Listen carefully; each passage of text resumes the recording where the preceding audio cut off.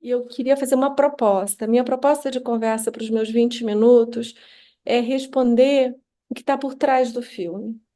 Por que que nós resolvemos fazê-lo? Como que nós chegamos em Scarlett? Detalhes da montagem e como esses elementos que possam passar numa primeira olhada do filme, mas que estão como camadas possíveis de informação dele, dizem respeito a conversa sobre descriminalização do aborto no Brasil e a toda a reforma legal que a América Latina e o Caribe enfrentam em matéria de aborto. Então, essa era a minha proposta, e a gente deixar para o debate quaisquer perguntas que vocês tenham, desde as ações do Supremo, o que é que diz, o que é que nós sabemos sobre aborto, em que situação o Brasil está, em que situação a América Latina está. Faz sentido essa proposta, Eugênio, Otávio e todo mundo? Porque aí eu começaria com ela, certo? Então, a primeira pergunta é como é que Scarlett chega a mim? Scarlett tem uma segunda personagem, se eu posso usar os termos da ficção, que é uma personagem secundária no filme, que é Rebecca Mendes. Rebecca foi a primeira mulher das cortes latino-americanas e caribenhas que bate à porta de uma Suprema Corte e diz: Eu quero ter o direito ao aborto. Sem aquilo que nós chamamos na literatura e na conversa política sobre aborto, sem ter uma causal. Rebeca não tinha uma gravidez resultante de estupro. Rebeca não tinha uma gravidez que tinha um feto com uma má formação incompatível com a vida. O que ela tinha era ser uma mulher da periferia de São Paulo, uma mulher negra, em que dizia: Eu não vou correr risco de vida por uma necessidade de saúde não satisfeita, por uma necessidade de saúde criminalizada. Então ela me procura pelas vias que eu posso explicar depois, que são a grande parte de onde eu faço as pesquisas sobre aborto, que são as redes sociais. E assim como aparecem pessoas acreditando que podem me criar evidências de que eu faço algo na ilegalidade, eu não faço nada na clandestinidade nem na ilegalidade, ela vinha fazendo uma pergunta, e a mensagem é muito típica quando a mulher está falando a verdade, dizendo: eu preciso de ajuda e eu não quero correr um risco de vida, eu sou uma mãe sozinha com 2 filhos. Então, eu converso com Rebeca, eu já estava nesse momento fora do país, pelas razões que muitos de vocês conhecem. Eu volto ao Brasil para conhecê-la e nós juntas definimos qual seria a estratégia. Esse era o momento que nós já tínhamos apresentado a ação à Suprema Corte, é uma ação que pede a descriminalização do aborto nas 12 primeiras semanas. Ela estava sob a relatoria da ministra Rosa Weber, da qual se aposenta, faz aquele voto importantíssimo, e que está na mesa do presidente do Supremo, ministro Luiz Roberto Barroso, para sua definição de agenda. Mas o que importa é que nós tínhamos essa ação é apresentada pelo grupo que eu coordeno, junto com o PSOL, da qual nós pedíamos que fosse lido o Código Penal à luz da Constituição, ou seja, não poderia ser considerado um crime. Quando ela nos procura, a gente diz: a gente vai tentar pedir uma liminar. Nós tínhamos pedido uma liminar junto à ação em seu nome. A ministra Rosa Weber, naquele momento, não reconhece o pedido de liminar. A Argentina ainda não havia descriminalizado o aborto.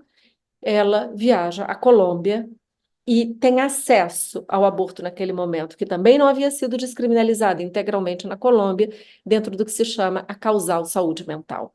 Ela chega ao serviço de saúde, está em sofrimento e tem acesso ao aborto. Então, Rebeca, ela estampa os principais jornais do país e jornais internacionais. Quando ela retorna, juntas, nós criamos o Projeto Vivas. O Projeto Vivas o que faz é informar mulheres que sofram barreiras de acesso aos serviços de aborto legal no Brasil, ou mulheres que queiram atravessar a fronteira para ter acesso na Argentina. Então, ela atende uma média de 300 mulheres em 2023. Nesses primeiros 6 meses do ano já foi esse mesmo número de mulheres indo só à Argentina. As mulheres dentro do Brasil, que estão dentro dos permissivos legais, mas sofrem barreiras, é um número significativamente maior. Rebeca é quem está por trás do filme, que acompanha Scarlett quando elas caminham na Praça de Maio. Então, eu já havia dito à Rebeca que gostaria de fazer um filme sobre uma mulher atravessando a fronteira. Mas eu queria fazer esse filme quando a TV Globo me procura com o programa TV Repórter, que é aquele jornalista que está no filme e que diz: eu quero acompanhar você, eu quero acompanhar uma mulher. Então, neste momento em que o Profissão Repórter, perdoe, me procura, eu disse aqui nós temos um dispositivo de quem vai filmar quem vai contar que história e que diferentes possibilidades da história dessa mulher vai aparecer. Então, nós esperamos algumas semanas, pelo que poderia ser uma mulher que tivesse condições de se proteger diante da exposição pública, cuja família estivesse de acordo, mas que também dialogasse com o que nós sabemos, no que nós chamamos a ciência, sobre a magnitude do aborto no Brasil. Aos 40 anos, uma em cada 7 mulheres já vai ter feito um aborto no Brasil. Metade delas fez antes dos 19 anos. São 500 mil mulheres por ano. Metade do sistema prisional brasileiro, que já é o terceiro do mundo. Para cada 10 mulheres brancas que vier fazer um aborto, 15 mulheres negras terão feito. Scarlett representava a mulher dos números. Uma mulher negra, uma mulher com filhos, uma mulher com companheiro, uma mulher das periferias urbanas, em que o aborto seria inseguro se clandestino, e que a possibilidade de não colocar a sua vida em risco, uma mulher morre a cada 5 dias por um aborto clandestino e inseguro no Brasil. Nem todo aborto clandestino é inseguro, mas quanto mais pobre for a mulher, as duas coisas passam a ser sinônimos. Então, Scarlett nos procura como o rosto dos números, uma mulher por minuto, 500 mil por ano, uma em cada 7 aos 40 anos. Nós sabemos isso pela Pesquisa Nacional do Aborto, que eu posso explicar os métodos quando nós abrirmos para as perguntas. Então, Scarlett chega no meu Instagram, é engraçado falar meu Instagram, mas no meu Instagram tem lá uma publicação dizendo: se você foi à Argentina, eu quero ouvir a sua história. Então, Scarlett vem no meu Instagram, vai no Instagram do Vivas, e ela me diz algo fundamental. Ela diz: eu olhei você, eu olhei a Rebeca, e a Rebeca era parecida comigo, e você parecia com as médicas que me julgam. Então, eu resolvi conversar primeiro com a Rebeca do que com você. Isso nós temos várias possibilidades de compreensão, né? Dos nossos marcadores raciais, dos nossos marcadores de classe, mas as próprias ideias de representatividade. Pois bem, então, havia uma coordenação de que o Profissão Repórter acompanharia ela desde o Brasil, eu não podia por razões de exposição, e eu as encontro em Buenos Aires. Havia uma segunda camada, da qual outros filmes que eu já tenha feito, filmes documentários me mostram, que a audiência tem uma certa, ou por um excesso de precaução ou de paternalismo, de fazer perguntas se as personagens, se as pessoas do filme consentiram. Se as pessoas do filme sabiam o que era ser filmado, ainda mais sobre um tema tão sensível. Por isso, uma das cenas do filme é o meu pedido formal de consentimento. Mas eu espero que esteja claro de que não foi apenas esse momento de consentimento. Aquele era um momento para dizer: ela está informada, ela está esclarecida, e ela não vai permitir mostrar o momento mais íntimo, que é o momento de entrada na clínica para o procedimento, que dura 10 minutos. Essa cena dos 10 minutos, dos 11 minutos, é uma das cenas que mais causa incômodo na audiência, que diz: mas como assim tão rápido? Mas como assim toda a intensidade moral sobre aborto se resolve em 10 minutos? Como assim ela não grita? Como assim ela não chora? Como assim ela não se arrepende? Como assim que termina o procedimento ela diz que sente alegria e alívio? Eu fiz poucas apresentações sobre esse filme, mas as perguntas que me vêm com uma certa frequência é: aonde está a ambivalência de Scarlett? A ambivalência de Scarlett está no momento em que ela ri nervosa, está no momento em que ela nos conta na casa sobre quais são, como ela pensou, o que ela ia fazer, quando ela nos mostra a família. A ambivalência ela não precisa estar dentro de uma estética do choro, do desespero, do sofrimento moral. Não há nenhum, o sofrimento psíquico, né? Não há nenhuma evidência na ciência, me permitem usar esse conceito, que mostre que um aborto faz mal à saúde mental. Os melhores estudos longitudinais sobre mulheres que fizeram aborto mostram que o afeto vivido depois do aborto é o de alívio. Então, não por coincidência, quando Scarlett naturalmente diz que ela está feliz, e ela quase que pede desculpas por dizer isso, ela diz, é isso que eu sinto, ela diz, eu sinto alívio. Sistematicamente, os estudos com mulheres que realizam aborto, o afeto vivido é o do alívio. Alívio, nós podemos abrir uma conversa sobre o que significa, inclusive nós temos dificuldade de qualificá-lo como um afeto negativo ou um afeto positivo, mas todos nós sabemos o que é sentir alívio diante de decisões importantes da vida. Mas elas não precisam ser traumáticas, elas não precisam ser de intenso sofrimento, elas podem ser difíceis e elas nos causarem alívio. Nesse percurso do último ano, eu entrevisto mulheres que foram à Argentina, que voluntariamente me procuram, e parece que elas estudaram a melhor ciência sobre aborto, porque elas dizem, o que eu vivi foi alívio. Um segundo elemento que perpassa a história é o lenço. O lenço verde, que eu não tenho nenhum aqui hoje, eu adoraria ter para mostrá-los. O Brasil criou seu próprio lenço, que se chama Nem Presa Nem Morta, por um aborto, e no meio há essa arruda. A arruda é o símbolo usado pelas mulheres, e pelas mulheres como a medicina tradicional, seja para afugentar o mal ou para regular a menstruação. A arruda é o símbolo da descriminalização do aborto no Brasil. Cada país criou seu próprio lenço. O lenço verde foi criado por Marta Alanis, uma liderança do movimento Católicas pelo Direito de Decidir. Ela foi perseguida pela ditadura militar na Argentina e no período de redemocratização do país ela retorna e se cria o movimento que era a Campanha Nacional pela Descriminalização do Aborto. Na virada de 1999 para os anos 2000, elas, no encontro, Marta rompe um tecido verde, era o que ela tinha à mão, e coloca na cabeça, atualizando o símbolo da história das mães da Praça de Maio. Eu sei que todas aqui conhecemos a história das mães da Praça de Maio, mas talvez por variações geracionais que possam ter de pessoas mais novas, é só lembrar a importância que foi esse movimento dentro da história argentina no enfrentamento da ditadura militar. Mas aqui há uma cena quase que silenciosa por trás do filme. Aquela aparição em que o jornalista holandês faz a pergunta quem são ustedes? E que ela responde somos miles. Esse jornalista holandês é quem pega essa fita, esse era o primeiro dia da Copa de Futebol de 1978. Ao invés dele ir para o estádio, ele vai para a Praça das Madres Loucas, como elas eram chamadas. Essa é a primeira aparição das madres num contexto internacional durante a ditadura. Então, essa é uma cena muito importante. As três fundadoras, do grupo de fundadoras, três delas haviam sido mortas em 1977. Então, o primeiro dia da Copa do Mundo de futebol, em que as mulheres, aborrecidas que os seus maridos estavam em casa torcendo para o futebol e os filhos desaparecidos, elas vão marchar na praça. E esse jornalista, ao invés de ir para o estádio, vai para perguntar quem são vocês. Ele pega essa fita, entrega a um piloto da Lufthansa e no dia seguinte chega em Amsterdã e com poucos dias é capa do Le Monde, é capa dos principais jornais europeus.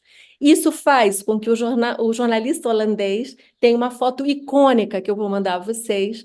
Ele é ao pé do general Videla, dizendo: elas não são as loucas, elas são as mães da Praça de Maio. O que o senhor tem a dizer a isso? E Videla o ignora.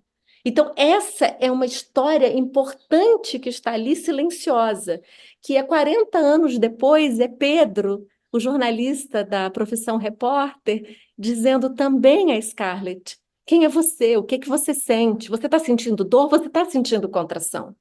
Então, os homens, eles têm uma participação, e aqui uma participação muito importante, que é o poder que eles ocupam, poder do microfone, o poder de contar uma história, de fazer as perguntas às mulheres, que possa aparecer naquele tempo histórico, né? Quem são vocês? E foi uma pergunta transformadora sobre as mães da Praça de Maio. Então, elas usavam os lenços, da qual eram bordados os nomes dos seus filhos. Nós não sabemos quem, mas todos os meses eu recebo um lenço bordado com o nome de uma mulher que morreu sobre aborto no Brasil. Quem faz esse lenço é um lenço branco, da qual tem o nome da mulher, a data em que ela morre. Eu não sei quem borda, eu não sei a quem envia, eu sei que todos os meses eu recebo um lenço com o nome, de uma mulher que morreu de aborto no Brasil. Ou seja, o entrelaçamento de histórias da Argentina e do Brasil, do que foi o movimento dessas mulheres, que não eram mulheres políticas há 50 anos, e do que foi a Maré Verde, a Onda Verde, que tomou as ruas, não só de Buenos Aires, mas de várias cidades argentinas, e um movimento que atravessou a América Latina, faz com que a Onda Verde seja hoje. Nós saímos, na última década, da região do mundo em que mais matava e mais criminalizava o aborto, para a região do mundo que maior giro de revisão da legislação de aborto vem fazendo. Aborto foi descriminalizado pela Corte Suprema no México e vem sendo regulamentado por cortes locais nos últimos 4 anos. Foi descriminalizado na Colômbia pela Corte Constitucional. O Brasil recebe a primeira ação de descriminalização do aborto de toda a região. Ainda está pendente o julgamento. A Argentina e o Uruguai decidiram pelos parlamentos. Uma conversa que nós podemos fazer é sobre por onde o aborto deve ser resolvido. A história do direito comparado nos mostra que qualquer um dos caminhos vai levar à contestação por forças que venham a tomar o poder diferente daquelas que reconheçam os direitos das mulheres. Não à toa o que aconteceu na França recentemente de uma mudança constitucional, já numa tentativa de antever possibilidades de retrocesso. Eu sei que o meu tempo está terminando e aí eu vou concluir. Scarlett é uma mulher que nunca imaginou que iria para a Argentina. A fluidez das fronteiras é uma característica das elites. Scarlett não fala espanhol. Scarlett nunca tinha andado de avião. Scarlett não sabia o que era atravessar uma fronteira. A Argentina não faz parte do imaginário das mulheres que vão ao Projeto Vivas para atravessar a fronteira para a Argentina. O espanhol é língua inóspita para elas. Os custos são proibitivos para muitas das mulheres. No Projeto Vivas, se as mulheres não têm recursos, o projeto cobre integralmente, mas isso não é possível para todas elas. Mas eu diria, mesmo sendo cobertas, os custos, há uma dificuldade de desterritorialização.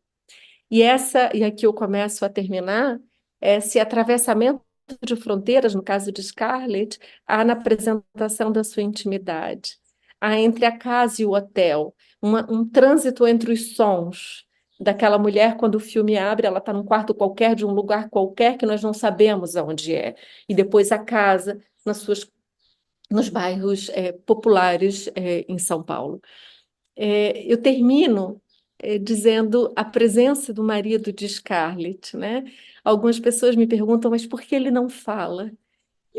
A presença dele, ao menos eu entendo, mas eu estou aqui para que vocês me contestem, ele é a presença de uma nova representação da masculinidade, né? Foi uma cena espontânea, ele estava na cozinha com ela, ajudando ela a fazer um bolo, e ele não ser ouvido no sentido da palavra, talvez não altere o seu lugar de reconhecimento como o companheiro, o pai dos filhos de Scarlett.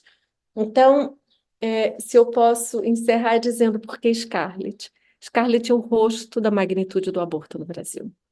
Scarlett é a mulher anônima que faz o aborto comum, que se foi incomum pelo trânsito das fronteiras, mas ela é a mulher comum que faz um aborto no Brasil e que corre o risco de morrer. Eu queria começar, Débora, te pedir para falar um pouco mais como essa causa te ganhou. Eu queria te perguntar isso. Como foi que você começou a prestar atenção? Como foi o seu processo para isso? Porque você tem trazido um esclarecimento que definitivamente não está na agenda. Enfim, eu poderia perguntar outras coisas também, mas queria centrar nisso. Como essa causa te ganhou? Eu não tenho nenhuma experiência fenomenológica sobre o aborto. Eu nunca fiz um aborto na minha vida. Mas a experiência política, ela foi num crescendo que ela não me permitia sair. E eu dou pelo menos 3 eventos. muito jovem, eu não tinha 30 anos, eu era professora da Universidade Católica em Brasília, quando apresentei a primeira ação ao Supremo, que foi a de anencefalia, cujo ministro Barroso era o advogado da qual nós trabalhávamos juntos. E naquela ocasião eu fui demitida da universidade por pesquisas que não condiziam com a moral católica. Eu fiz uma ação judicial contra a universidade, da qual eu pedia o meu retorno, sem nenhuma compensação financeira, mas perdi por questões processuais, talvez perdesse por mérito. Esse era um outro momento da história do país, né, há 22, 23 anos atrás.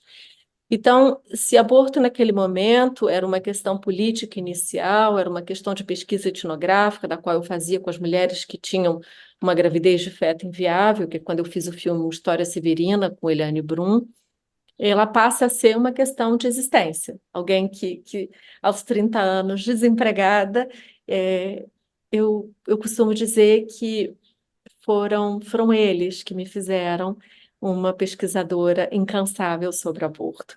E aí, num ciclo de 30 anos de vida, quando eu tenho que sair do país por ameaça de morte sobre esse tema. Então, eu tentei algumas vezes ampliar a minha pesquisa para outras questões, como foi sobre o sistema prisional, que é sobre esse arquipélago de pensar quando o Estado usa a sua força máxima para controlar é, a liberdade, a autonomia, a própria vida, as políticas da vida, mas eu sempre fui jogada de volta para a questão do aborto. E agora, aos 54 anos, eu tenho certeza que vai ser até o aborto ser descriminalizado no Brasil. Então, é hoje uma matéria existencial, ela é uma matéria política, e ela passa a ser o que me conecta a outras pessoas e novas gerações.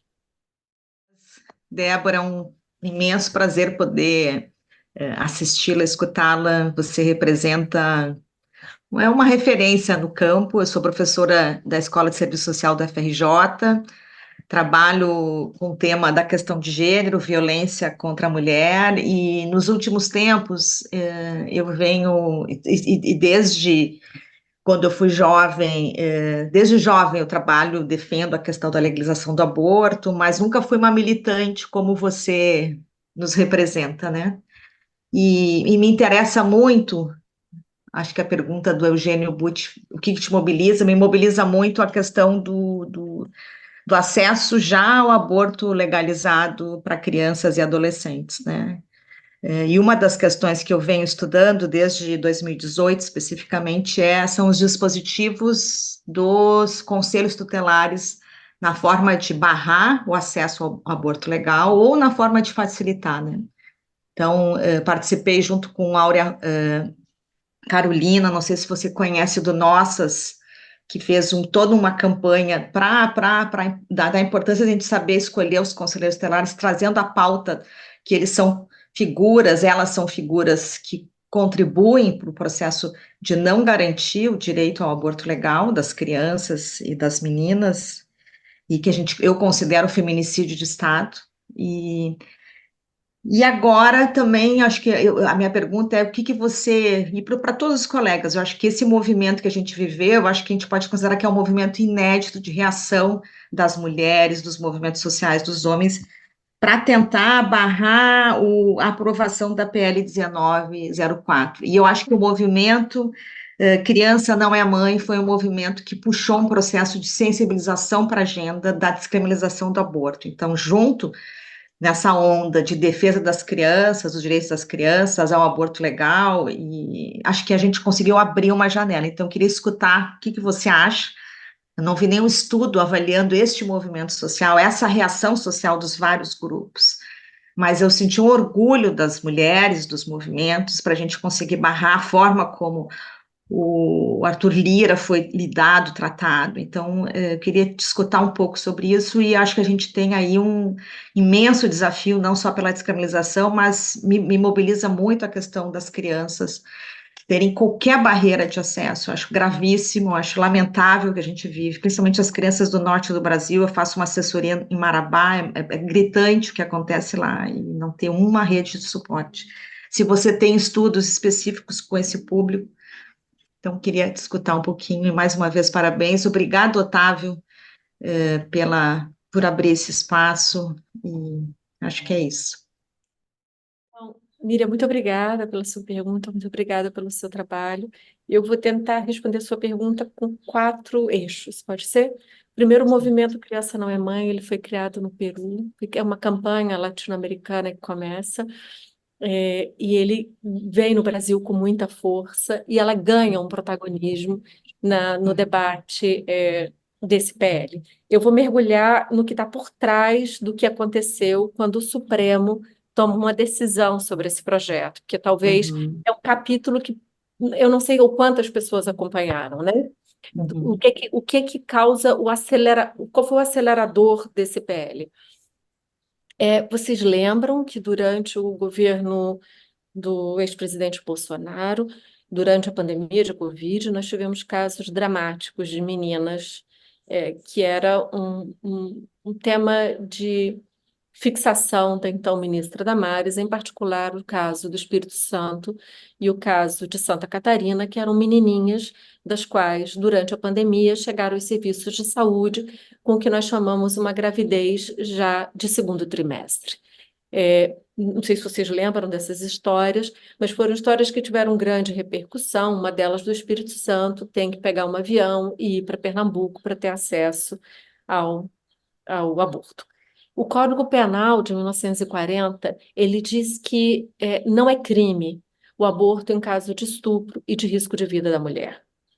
E uma decisão da Corte Suprema coloca um terceiro excludente de punição, uma terceira possibilidade em caso de anencefalia. Aqui é muito importante que o Código Penal nunca determinou tempo.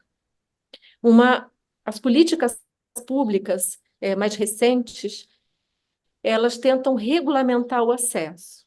Mas o marco legal brasileiro ele não tem limite temporal. É claro que vocês podem levantar a mão e perguntar, mas e vai ser 30 semanas, vai ser 28 semanas? Essa é uma pergunta que eu diria equivocada sobre o debate sobre aborto. Porque quem chega tardiamente aos serviços de saúde são as menininhas. Porque são elas que vivem em regimes de sequestração na casa, de não conhecimento de que sofrem violência.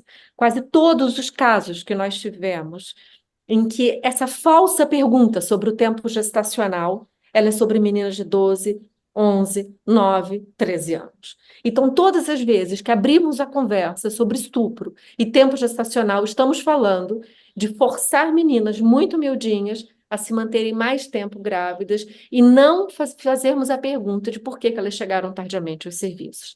Pois bem, uma resolução do Conselho Regional de Medicina do Estado de São Paulo, no início desse ano, disse que uma determinada técnica, que é a mais segura para realizar a interrupção da gestação em segundo trimestre, não poderia mais ser realizada pelos médicos. Essa resolução é judicializada por nós, pelo grupo que eu coordeno, junto com o PSOL. Nós judicializamos indo ao Supremo Tribunal Federal, dizendo que o Conselho Federal, que o Conselho Regional de Medicina e o Conselho Federal de Medicina não podem regulamentar uma política pública, não podem restringir a liberdade científica, não podem determinar restrições ao Código Penal. É isso que, na distribuição, a ação cai ao ministro Alexandre de Moraes, apenas por uma coincidência, no seu protagonismo no país, na corte, e ele nos concede uma liminar dizendo que a resolução do Conselho era irregular. Isso leva o Congresso Nacional a criar o projeto de lei 1904 como uma resposta à Corte, como uma provocação à Corte e um apoio ao Conselho Federal de Medicina que vem se mostrando com pouco ciência e um caráter ideológico conservador bastante forte. Então, esse é um quadro de fundo, Miriam, importante de lembrar. É uma disputa de forças entre o Congresso Nacional e a Corte, que, mais uma vez, a questão do aborto das mulheres e das meninas está no centro da conversa. A liminar continua valendo, e o Lira achava que iria fazer uma quebra de braços ao Supremo e um teste de lealdade ao presidente Lula, acelerando o 1904. Jamais foi imaginado a reação da sociedade civil. Em nenhuma discussão de nenhum país que eu conheça, a discussão sobre o aborto se lançou na esfera pública com o tema mais difícil, que é o aborto de segundo trimestre. Essa é uma das discussões mais difíceis de serem feitas. E o Brasil abre uma discussão porque se colocou no centro não a questão do aborto, mas a questão das meninas e das meninas que são vítimas de violência. Ou seja, houve uma inversão da agenda ética e da agenda política, como deveria acontecer há muito tempo para se conversar sobre aborto, mas acontece com uma entrada que o Lira e os seus aliados imaginavam que nós não conseguiríamos, que a sociedade civil, aqui não fomos nós, foi a sociedade civil na sua capacidade de organização, conseguiu mudar e fazer a pergunta certa, que é como obrigar uma menina que foi vítima de estupro a se manter grávida e o que isso representa. Então, ele retira o regime de urgência, a ação continua no Supremo para o julgamento pelo Pleno, da qual o ministro Barroso disse que não tem nenhuma pressa. Certo? Mas você trabalhou com o Barroso, né, Débora? Na ação de anencefalia, nós trabalhamos juntos 8 anos. Eu trabalhei com o Barroso, mas eu não tenho nenhuma proximidade com ele hoje, não tenho nenhuma intimidade, nenhuma capacidade de avaliação de nada do Supremo pelo passado trabalhado com o ministro Barroso. É uma total discrição e separação nesse momento. Débora, é um prazer muito grande ouvi-la e contraditório nomear um prazer muito grande, um tema tão dolorido. Um tema tão pouco republicano, um tema que oculta a cidadania das mulheres. E eu vou aproveitar esse momento que estou frente a uma pesquisadora desse tema. Eu sou pesquisadora de relações de gênero, mas no trabalho. E das quase 300 entrevistas que já fiz, nunca encontrei uma trabalhadora que tenha engravidado por estupro. Portanto, nunca foi um tema de pesquisa para mim. Talvez elas até tenham engravidado por estupro, mas nunca me falaram, nunca, não tenho esse dado, não é? Ah, o que eu gostaria de perguntar para você é se eu estou muito equivocada em achar que esse não é um tema, esse não é um assunto, essa não é uma questão que deveria estar na esfera jurídica e nem na esfera médica.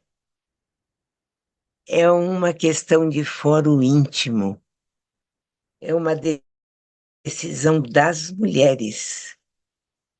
Eventualmente, em casos de gravidez consentida, de uma troca de ideias com seu parceiro. Mas o que. Débora, eu queria que você me dissesse o que você entende a propósito dessa presença do campo jurídico em diferentes esferas, ou da medicina, ou a presença da medicina, uma coisa que é das mulheres, é só delas.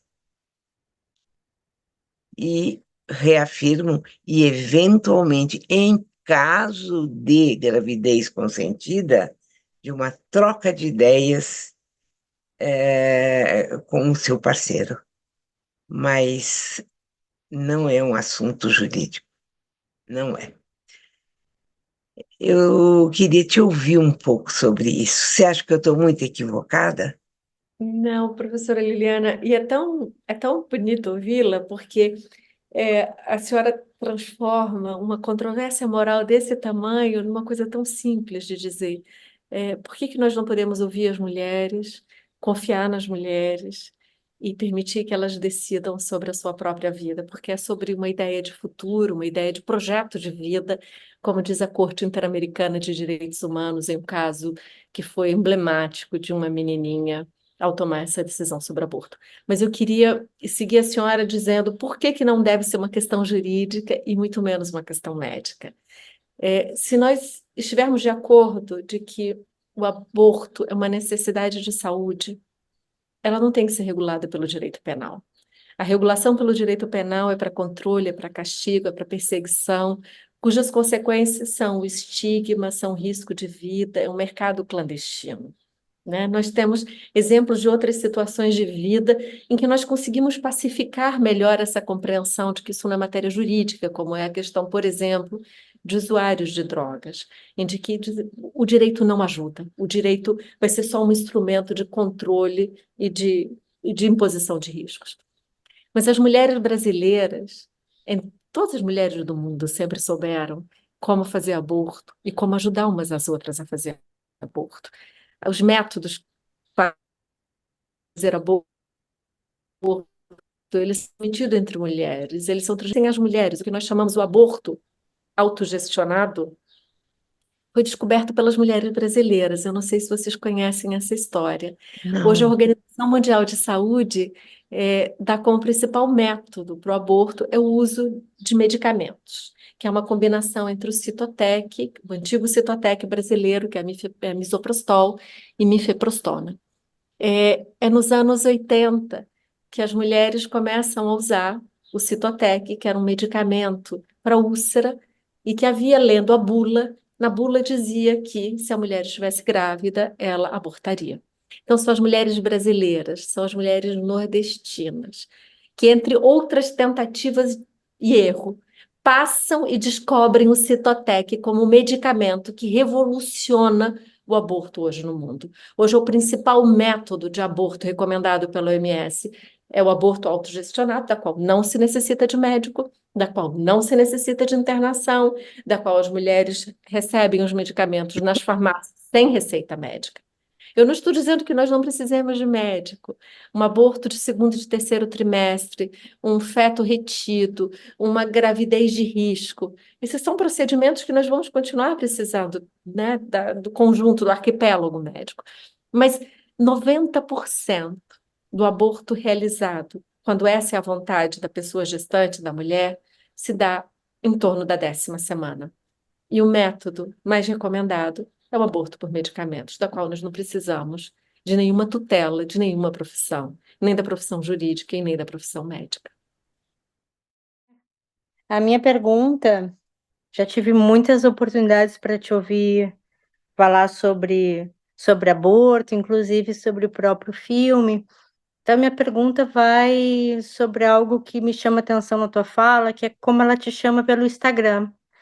Eu queria ver se você podia falar um pouco mais para gente sobre como que você usa o Instagram, porque a gente conhece muito do seu Instagram como uso para democratização de cursos de escrita, como agora o seu curso que teve 5, 7 mil pessoas, talvez um dos maiores cursos gratuitos fornecidos pela UNB que a gente já viu, um fenômeno. Mas, ao mesmo tempo, e a gente também sabe que quanto você é conhecida e reconhecida no mundo acadêmico e no mundo da sociedade civil. Mas me chama muito a atenção essa mulher comum, como você chama, né? Chegando via o seu Instagram. Então, se você pudesse me falar também um pouco do uso do Instagram para pesquisa, e também para além do que eu poderia imaginar da sua circulação entre sociedade civil, entre circuitos políticos, jornalísticos e acadêmicos, mas chegando essa mulher comum e pedindo ajuda. E isso é algo que tinha me escapado, porque ouvindo e conversando com você e vendo filme, não tinha eu não tinha necessariamente vinculado a ideia de que ela chega via essa rede que você tem usado cada vez mais, incentivado também nós, mulheres, a usar como fonte de diálogo. Então, queria te ouvir um pouco sobre isso e, mais uma vez, muito obrigada pela tua fala. O Instagram é uma rede feminina, né, gente? Eu estava no antigo Twitter, quando ele foi comprado por esse sujeito, eu saí, então eu já não participava mais dela, que era uma rede muito masculina.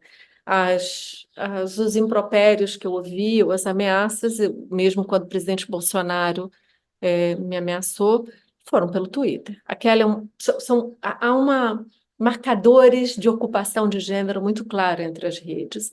E logo cedo, quando eu entendi isso, eu passei a investir no Instagram como um mecanismo de me comunicar com comunidades de uma cultura não masculina, melhor assim dizendo, porque não são apenas mulheres. E a professora Liliana disse isso, ela pesquisa sobre violência, ela pesquisa sobre gênero, e a questão de aborto não chegava nas conversas, porque aborto é preciso um vínculo de convivência e de confiança.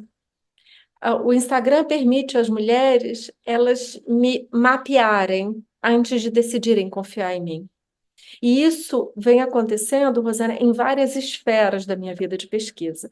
Eu tenho duas grandes agendas de pesquisa, uma delas é aborto, a outra são as emergências sanitárias. Então, o Brasil agora enfrenta o novo vírus, novo na circulação e no risco para as mulheres grávidas, né? Porque há muito tempo está no Brasil, que é o Oropouche.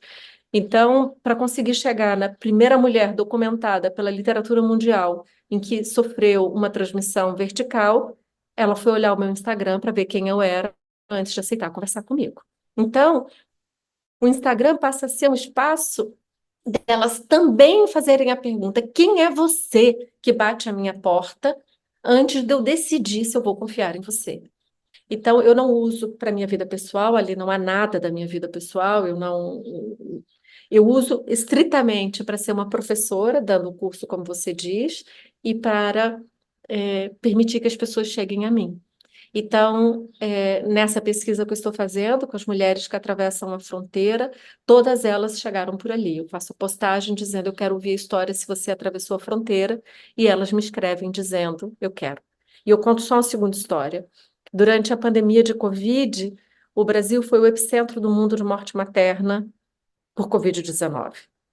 As mulheres no Brasil morreram 2 vezes mais que todas as mulheres do mundo. E a pergunta era: o que é que o vírus fez entre nós, que matou mulheres grávidas, mais do que qualquer outro país do mundo?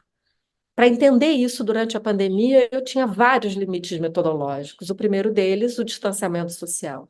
Eu fiz uma postagem dizendo: se você conhece alguma mulher grávida no puerpério que morreu de Covid-19, eu quero ouvir a sua história. Eu entrevistei 25 famílias, o artigo foi publicado no The Lancet, e o que nós encontramos é que a criminalização do aborto que matou essas mulheres, né? Essas mulheres precisavam ter interrompido a gestação, porque elas estavam em risco de morte, elas chegavam em serviços de saúde, e os serviços de saúde mandavam ela de volta para casa, para o feto se desenvolver. Ou seja, sobre uma situação que jamais imaginaríamos, que a criminalização do aborto toca as mulheres, como foi Covid, tocou, e a pesquisa foi feita pelo Instagram. Eu consegui resolver todos os problemas que os hospitais colocam para mim, que os hospitais vão dizer: você não pode chegar às mulheres, você tem um problema do prontuário, você tem um problema do sigilo médico, e elas chegavam já sabendo com quem elas iam conversar. Então, aqui, rapidamente, eu te dei 3 exemplos diferentes, né? O Oropouche, agora, morte materna por Covid e o próprio aborto. É um espaço de que elas definem se querem confiar em mim ou não.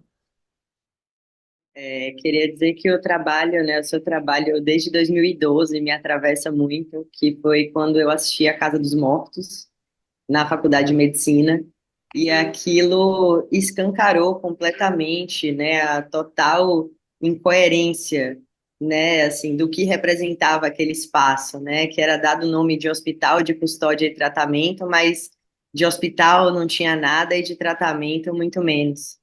E eu achei muito interessante quando você destaca essa cena do jornalista encontrando com as mulheres na Praça de Maio, porque é uma questão bem dialética, né? A gente vê no meio de um grande símbolo da representação do masculino na nossa sociedade, que é o futebol, um homem se sentir atraído pelo discurso de mulheres que estavam em sofrimento, em luta, em meio a um regime militar, né? Que é mais um símbolo do masculino aí, em questão das guerras e do autoritarismo. E eu achei muito interessante também como o discurso do Videla é sempre no sentido da deslegitimação daquelas mulheres, no sentido da loucura. Então, para mim, isso é o mais assustador, né? Porque parece que passa século, vem século, a gente mantém esses discursos e a gente tenta, de alguma maneira, fragilizar essas mulheres e invalidar suas decisões. E eu achei interessantíssimo esse dado que você trouxe sobre como o aborto, na realidade, parece figurar, e tudo bem que a partir de alguns estudos a gente não vai poder tirar conclusões, mas parece figurar como um fator de proteção para a saúde mental dessas mulheres, e não como um fator de risco, né? Então, hoje eu ocupo, né, um espaço na área técnica de saúde mental da Secretaria de Saúde do Estado da Bahia, e a gente tem enfrentado muitos problemas, né, em relação à resolução 487 do Conselho Nacional de Justiça, e uma dificuldade de compreensão, né, dos gestores municipais para se fortalecer a rede de atenção psicossocial. Então, eu queria saber, assim, diante do que a senhora vem produzindo e acompanhando, como é que é possível, enquanto sociedade civil, a gente tentar expandir a consciência das pessoas, né, da cultura popular em torno desse tema, já que o pânico moral é uma constante e é algo muito difícil da gente desconstruir do imaginário cultural brasileiro. Eugênio, eu posso compartilhar essa fotografia dos jornalistas com o Videla, só para a gente. Posso? Pode sim, evidente. Olha aí. É ele, conseguem ver? Esse é ele fazendo a pergunta a ela. Aqui do lado era como foram as primeiras notícias dizendo os jornalistas filmam as mulheres loucas. E aí vocês já veem que já tem aspas, isso em 1978. Esse foi um jornal que reproduziu muito a ditadura militar. E a próxima tela que vocês veem é ele perguntando ao Videla sobre as mães. E aí vejam, no lado esquerdo já era o jornal representando as madres de outro jeito, que já era nomeando como massacre. Essa é a criadora do Lenço Verde, a Marta Lanis. Aqui do lado é a Nora Cortinhas, que acaba de falecer, ela foi uma das fundadoras, e vocês vejam com os dois lenços. Essa é uma imagem, a mim, muito icônica, né, entre as gerações de movimentos. Então, voltando à sua pergunta, Juliana, a questão do aborto, que talvez seja uma das perguntas de em que momento que eu começo a fazer filme, o filme que você menciona é A Casa dos Mortos. A Casa dos Mortos está no YouTube, foi uma das tentativas na minha carreira de tentar expandir a minha agenda para além da questão do aborto e para a questão do sistema prisional e da loucura. E, como eu disse, eu volto integralmente para a questão do aborto e das emergências sanitárias. Era um dos temas que eu considerava dos mais difíceis de representar. O louco infrator, todos nós temos o imaginário do psicopata, do sujeito que vai ser violento, do sujeito que é incontrolável. É o sujeito que faz a representação do insuportável, né? E ligar uma câmera sobre esses lugares e sobre essas pessoas me trouxe vários desafios éticos e estéticos. Algumas das unidades que eu visito, o Brasil tem mais de 100 anos dessas unidades, e quando eu realizo o censo, nunca havia sido realizado um censo da população carcerária psiquiátrica no país. O Brasil não sabia sequer quantas unidades tinha, quantas alas no sistema carcerário havia sobre essa população. Eu visito todas as unidades do país, abro todos os dossiês para contá-las e dizer quem são, por que estavam ali, que crime cometeram. E ao contrário do que possa se imaginar o senso comum, essas pessoas não eram homicidas, essas pessoas não eram autores de crime contra a vida. Um louco infrator, em geral, é pego em flagrante delito. Mais da metade da população não tinha sequer sentença, estava para exame de periculosidade. Eu não estou aqui querendo fazer nenhum romantismo sobre a periculosidade dessas pessoas, mas elas não eram o imaginário do mal. Então, aonde eu fui, eu encontrei um ladrão de bicicleta, alguém que aos 17, 18 anos roubou uma bicicleta e foi abandonado nesses locais 40 anos. Então, eu encontrei o pior que a imaginação jurídica e médica pode criar sobre castigo, punição e segregação. Porque não há, se há duas forças poderosas de controle sobre a nossa vida é a psiquiatria e o direito penal. Quando as duas se encontram nesse dobramento, como são os manicômios os judiciários, os hospitais de custódia e tratamento, são espaços de prisão perpétua. Então, em todos os lugares que eu fui, eu encontrei gente há mais de 30 anos abandonada. Então, se eu conto isso tudo, era para dizer o quanto esse foi um filme de um enorme desafio estético de ligar a câmera. Só que quando eu ligo a câmera o primeiro dia, um dos internos, que se chamava Bubu, ele era um intelectual do hospital e ele estava lendo A Casa dos Mortos, de Dostoiévski. Então ele me procura e ele diz, eu fiz um poema sobre o seu filme e esse poema se chama A Casa dos Mortos. Então ele diz, e ele tem 3 atos, que é sobre as mortes sem batidas de sino, ou seja, são as pessoas que morrem e que ninguém chora por elas, né? Ele vai dizer as overdoses legais. Então, quando ele me entrega o poema, eu decidi que eu ia parar as filmagens e eu ia buscar aquele poema como meu roteiro. E aí eu faço o filme baseado no poema dele. Então, a tentativa de psiquiatrização do desvio, como se vai se dizer uma sociologia dos anos 60, a psiquiatrização da imoralidade, ela faz parte da história da medicina, da história da sociologia, da história do direito penal. Então, essa tentativa insistente de dizer que mulheres que fizeram um aborto, elas vão ter impacto na sua saúde mental, é parte de uma longa tradição de psiquiatrização daquilo que nós não suportamos como uma possibilidade de convivência. Então, respondendo a você, o que é que eu venho tentando fazer para conversar com o mundo, né? É assim que eu começo a fazer filme, é assim que eu tento começar a escrever de outro jeito, que não é só os números da magnitude do aborto, por onde eu comecei minha apresentação, que ninguém me perguntou como é que eu cheguei nos números, porque eu não estou inventando, mas é, são os métodos sofisticados de dizer 1 em cada 7 mulheres aos 40 anos, como é que se faz quando é um crime. Mas voltando à pergunta da Rosana, quando eu escrevo um livro, como é Carta de uma Orientadora, e vou dar um curso que tem 5.000 pessoas inscritas, é uma tentativa de ir por outro caminho para falar do óbvio, e no meio eu tento falar de aborto. Então, quando eu estou lá dizendo como é que você escreve, como é que você seleciona um título, eu dou um exemplo, eu falo sobre aborto e as pessoas me ouvem de outro jeito, assim como é no filme. A minha pergunta, ela é objetivamente como a Débora pensa, trabalha.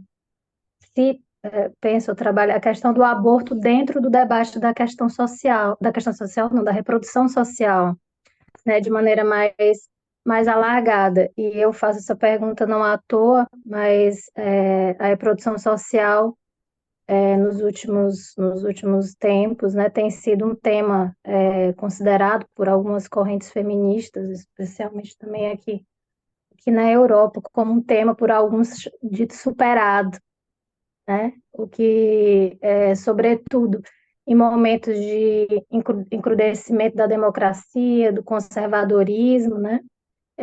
Acaba voltando com muita força. Esse debate ele tem voltado muito também Índia, Estados Unidos, Nancy Fraser, Atiti Bhattacharya, né?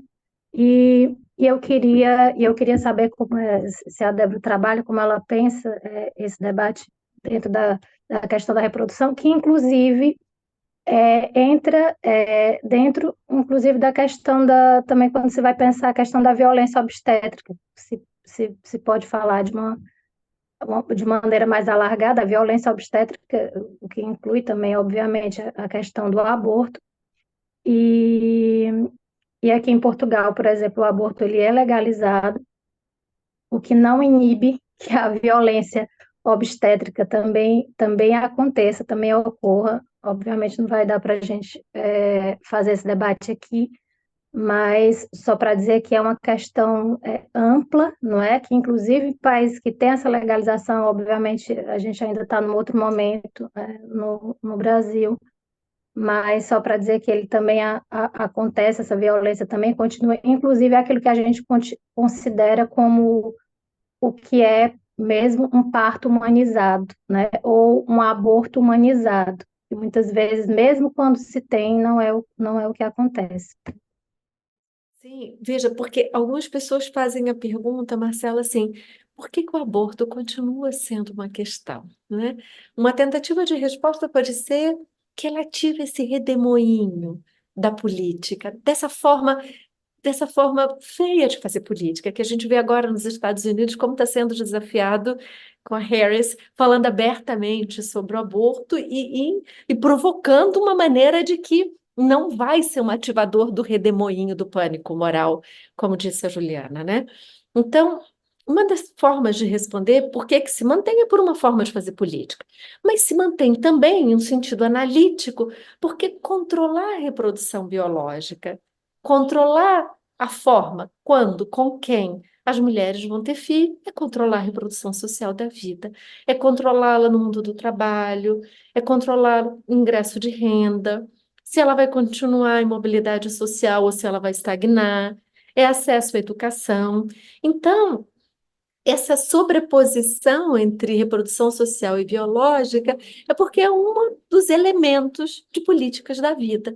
Por isso que nós voltamos para a pergunta da professora Liliana sobre se o direito, a medicina deve estar, elas estão porque são dispositivos de regulação das políticas da vida, que é sobre a reprodução biológica, a reprodução social. Então, num sentido teórico, não há como desconsiderar que esse é um elemento de controle dos corpos e, portanto, da reprodução social da vida, das famílias e das mulheres, né? E não à toa, Eugênio, é que Scarlett é alguém a quem ser uma personagem do filme se mostra com tanta nitidez os elementos, seja de mobilidade social, seja de composição de família, seja de renda, como uma personagem. Um outro filme da qual eu fiz, que se chama Eu Vou Contar, ela é simplesmente as mulheres contando, é muito marcado como a desigualdade de classe atravessa como as mulheres tiveram acesso ao aborto. Débora, eu tenho uma grande admiração por você e pelo seu trabalho, e há tantas razões para isso.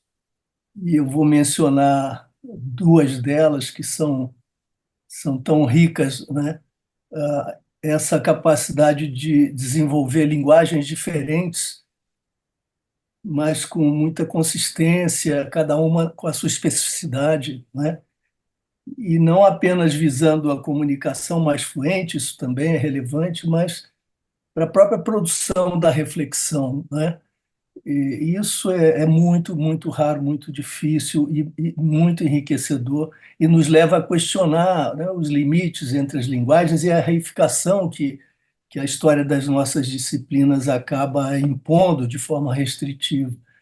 A outra fronteira que você desconhece para poder transgredir, né, de uma forma criativa, é aquela tradicional entre a acadêmica, o acadêmico, não é?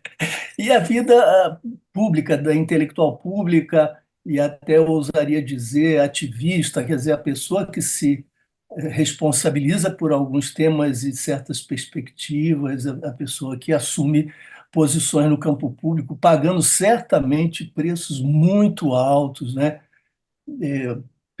Pelos estigmas que eventualmente são oriundos desse trânsito assim tão livre, né, e transgressor.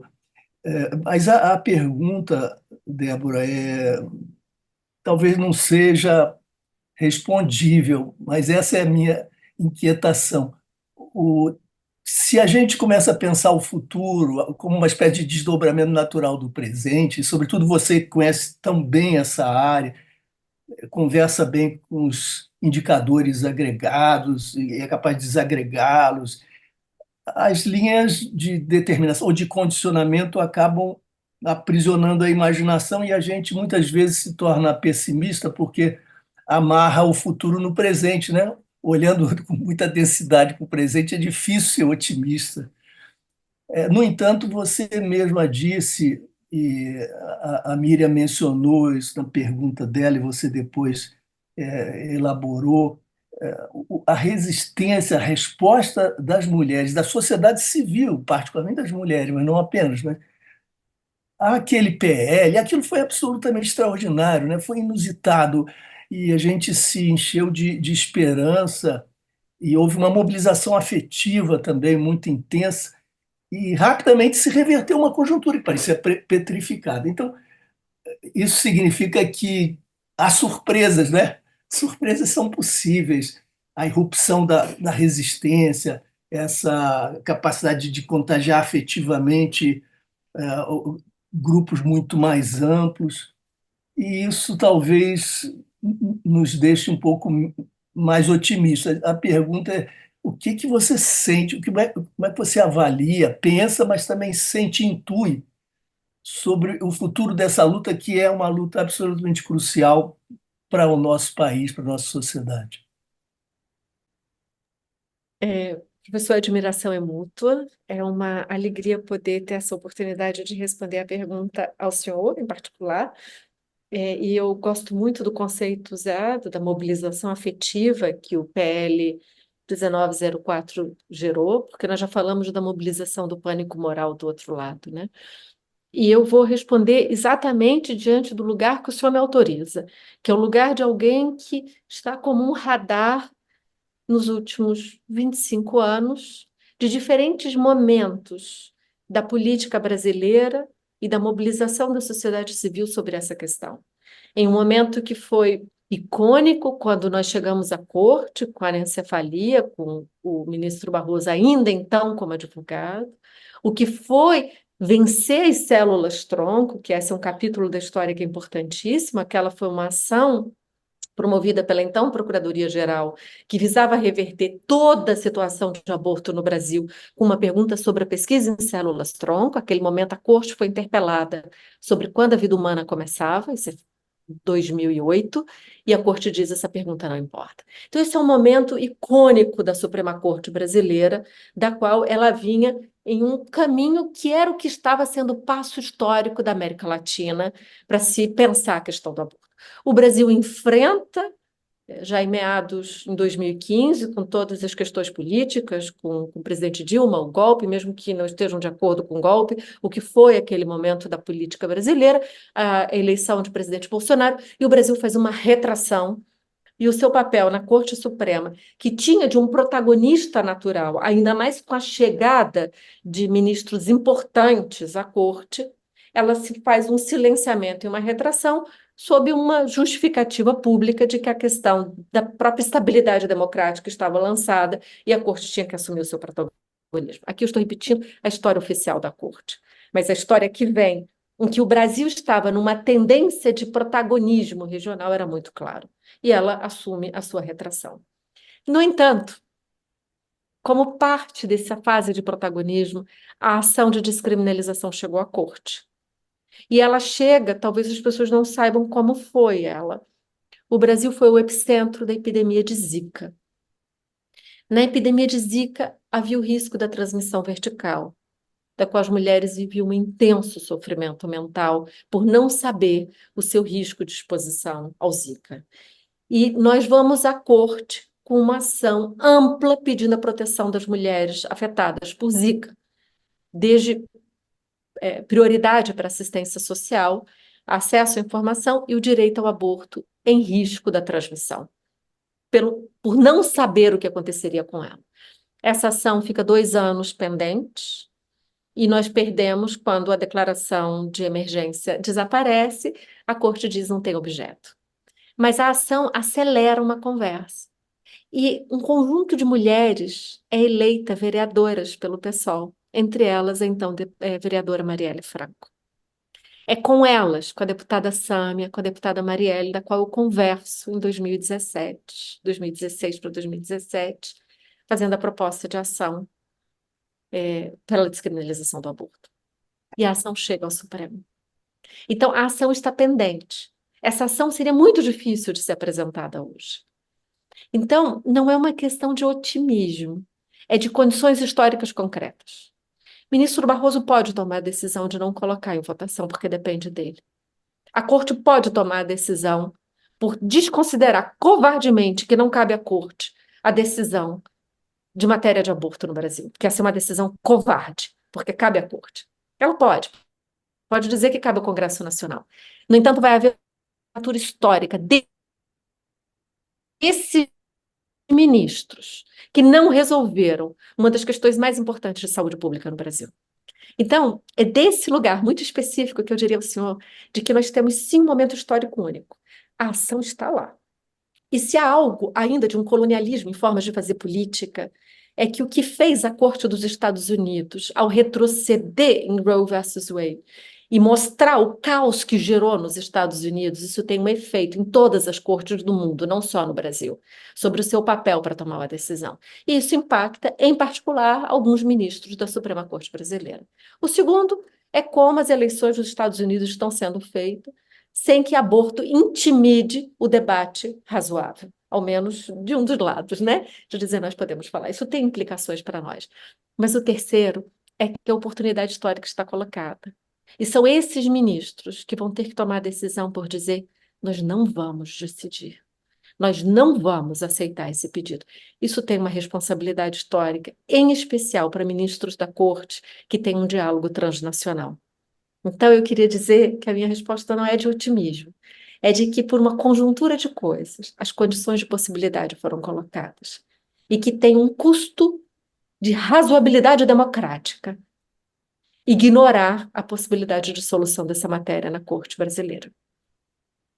E não é atalho. Eu jamais vou dizer que a ação no Supremo é um atalho. São formas de compreender a democracia, né, em matéria de direitos fundamentais. Espero ter respondido, senhor. Débora, recentemente eu sei que você passou uma temporada, né, na Alemanha, né, no Centro de Altos Estudos, em Berlim, e nesse período aí, etapas também diferentes do filme e um pouco dessa apresentação que você fez aqui, guardadas as devidas proporções, né, quando você fala para um público estrangeiro, sei que algumas pessoas, algumas plateias, digamos assim, da universidade, de festivais, eu sei que você esteve no Porto também, é, qual é, dessas pequenas comunidades, eu digo pequenas porque o filme ainda não teve um lançamento público, assim, ele não ganhou estrada ainda, né? Dentro dessas plateias, como essa nossa aqui, quem viu o filme, o que é que você, que tipo de interlocução, que tipo de diálogo, por exemplo, a audiência alemã ou a audiência portuguesa, e nos dois casos, acho que você dialogou também com pessoas que, assim como você, estavam de passagem por esses lugares, como é que é um filme sobre a condição da mulher pobre brasileira, periférica, que faz um cruzamento de fronteira para fazer um aborto no país vizinho? Quais são as especificidades assim que essas pessoas trazem para você que não estavam no seu horizonte ou diferente de nós brasileiros? Essa é uma pergunta muito boa. Eu começo voltando para a pergunta do Luiz Eduardo. Eu estive um ano no Centro de Altos Estudos na Alemanha, eu acabo de voltar, que é o Wissenschaftskolleg. E quando eu apresentei esse filme, a primeira pergunta que eu recebi é se eu era uma acadêmica ou se eu era uma ativista. No contexto alemão, isso não era uma gentileza, como foi do Luiz Eduardo. Era uma pergunta de demarcação de fronteira sobre quem é você e se você merece estar aqui, né? Eram camadas de inquirição, que aí a pergunta que ele disse que foi muito elegante, que há estigmas e há riscos à carreira, inclusive, né? Então, a minha sorte é que quem me perguntou era um diretor de museu. Eu não falei isso, mas eu pensei em responder. E você é um diretor de museu ou você é um historiador? Mas eu não disse isso. Mas é isso, essa é uma falsa pergunta, mas ela é uma pergunta que fazer um filme, e não só falar da ciência dos números, como eu fiz no começo, que ninguém aqui se interessou, é que ela provoca esse incômodo sobre quem é você. Quem é você para ultrapassar as fronteiras e se arriscar? Eu sei, gente, que outras pessoas fariam um filme muito melhor do que eu. Eu não tenho a menor dúvida. Mas correr riscos é correr possibilidade de conversar com as pessoas com diferentes linguagens, né? E com pessoas diferentes.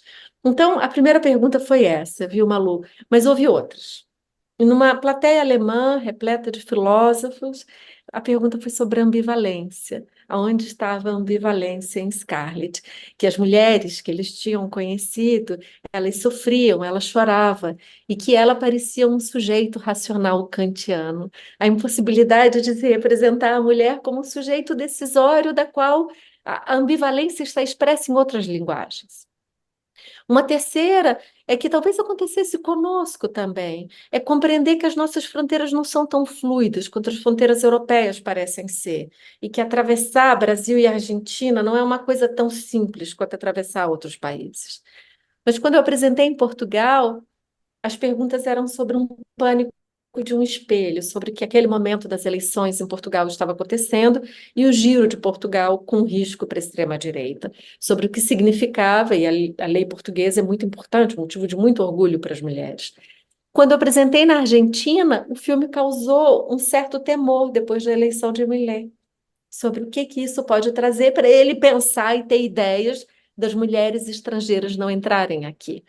Então, ele vai, quando eu apresentei, por exemplo, em Viena, as mulheres me disseram, mas essa é a cor do Hamas, essa cor da onda verde.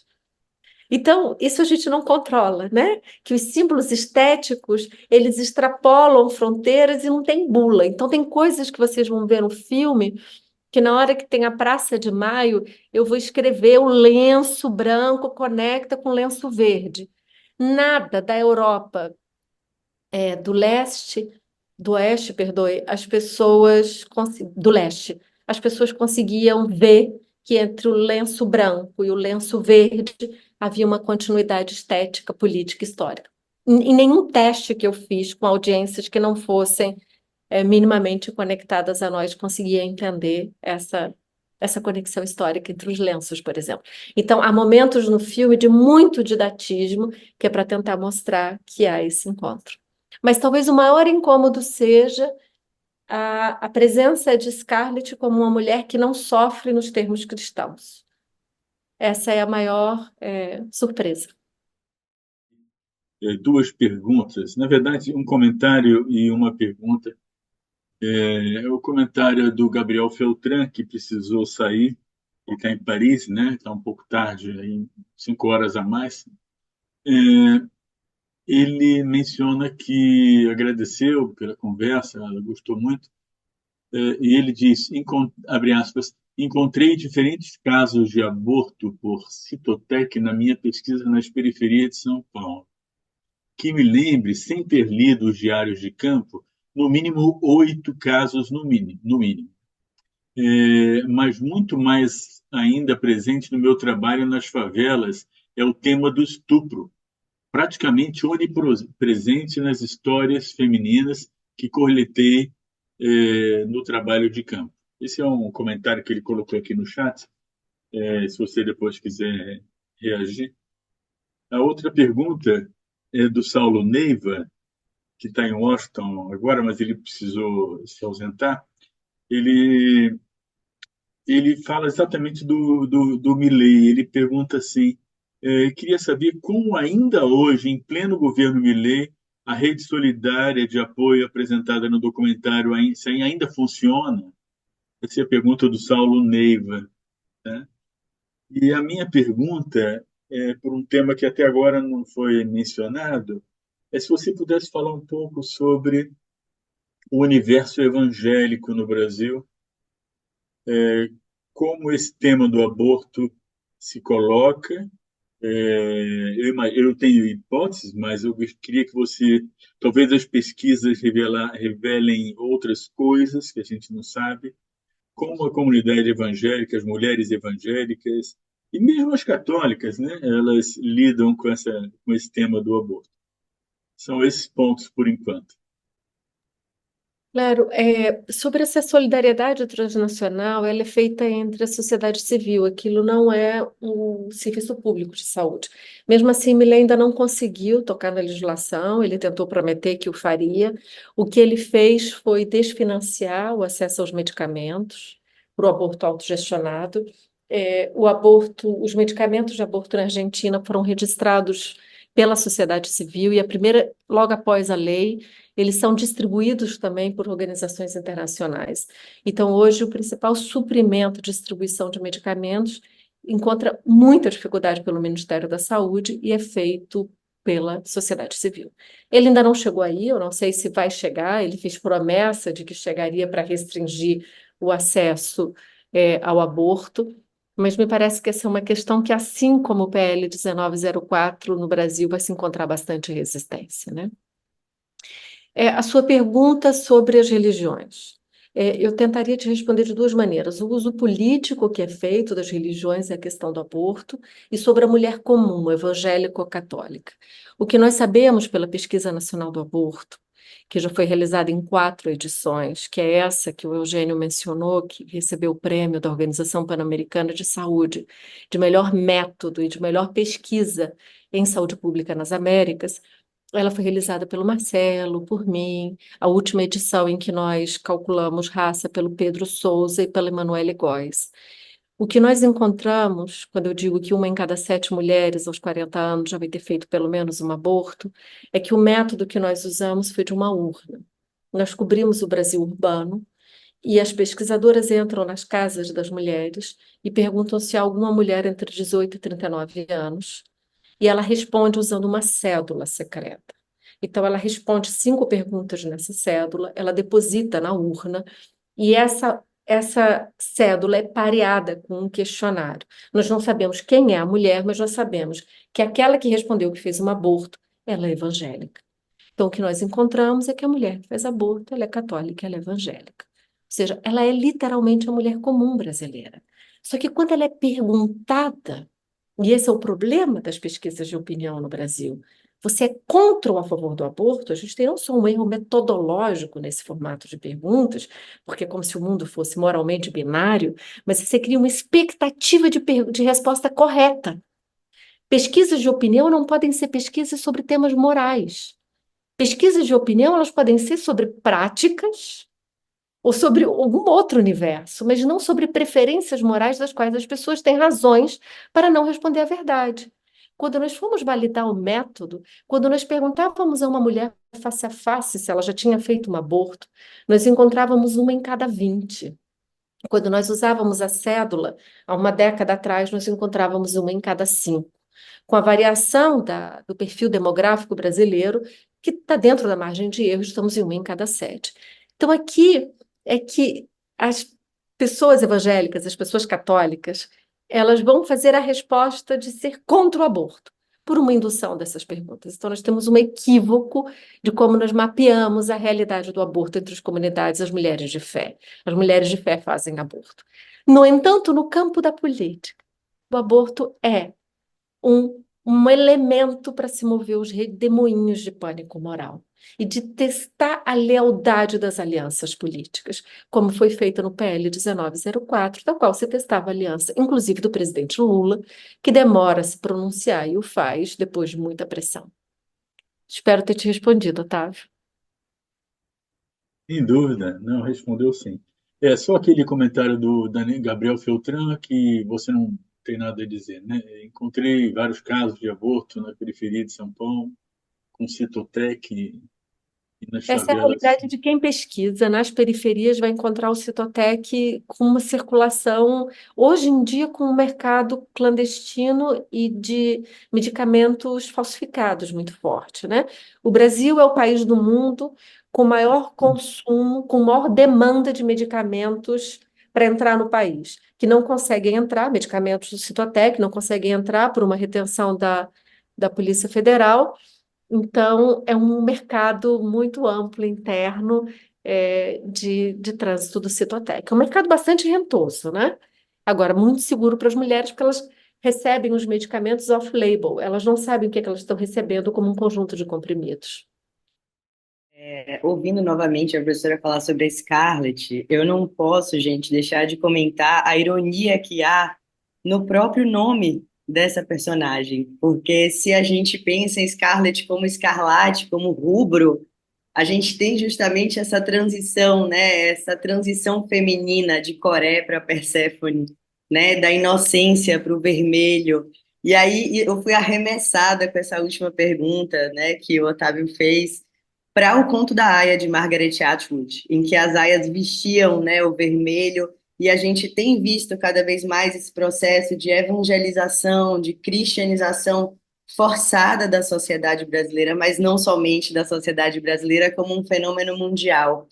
Então, é essa sociedade, né, esquizoafetiva, que está o tempo todo projetando o seu próprio mal nos outros e esquece de olhar para as próprias contradições, né, por conta dessa lógica binária que a professora constantemente aponta aí, né, caímos nessas incoerências aí, não olhamos para os nossos próprios males e queremos, inclusive, ostracizar, queremos manicomializar, queremos colocar em claustros, né, para a gente não olhar para isso mais profundamente.